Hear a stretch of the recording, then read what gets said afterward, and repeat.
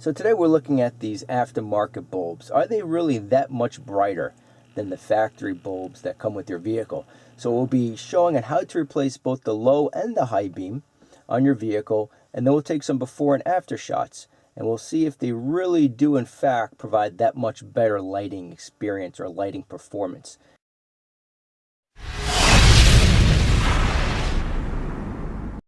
Now locating the high and the low beam is quite simple.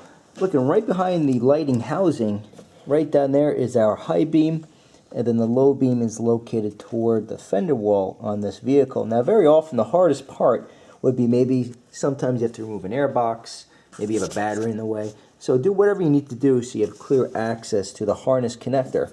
And right where my index finger is, just push that in and push the tab down, and there you go. And then you just twist this roughly 45 degrees. And there's your old OEM or standard bulb. And before we install the brand new bulb, we just want to make sure that the housing matches up, and this looks to be the correct part. So now we'll reinstall this back in the vehicle. And whenever you're handling these bulbs, never place your fingers on the actual element. You just want to keep everything on the plastic housing. Just get it back in there and then rotate it, and that's it. As you can see, it's snug. Reinstall your harness connector, and we'll do the same thing for the low beam, which is located nearer to the passenger side fender.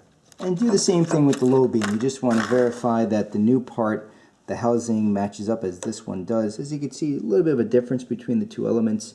So we'll go ahead and reinstall this, and let's see what kind of differences we see in the lighting output.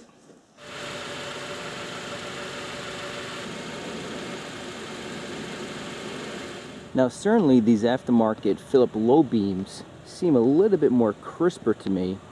We'll splice in the OEM bulbs in a moment, but just comparing the Philips to the OEM, I can certainly tell that they look a little bit crisper than the OEM bulbs.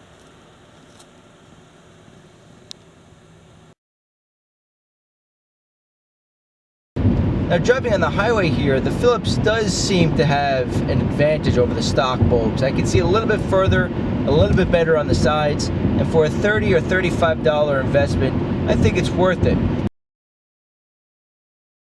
Now jumping to the high beams, the stock high beams for this vehicle are pretty darn good. And driving with the PIAA high beams on, for $55, that's pretty hefty. I don't think I would dish out the extra cash for the high beams. For me, the low beams, I would pay the $30 and get that better viewing. But the high beams for $50, $55, it's too much cash, especially if you're not using your high beams that often, to be quite honest. So thank you for watching. Hopefully this gives you a better idea in determining if it really is worth spending that extra cash for aftermarket bulbs. And until then, we'll see you next time.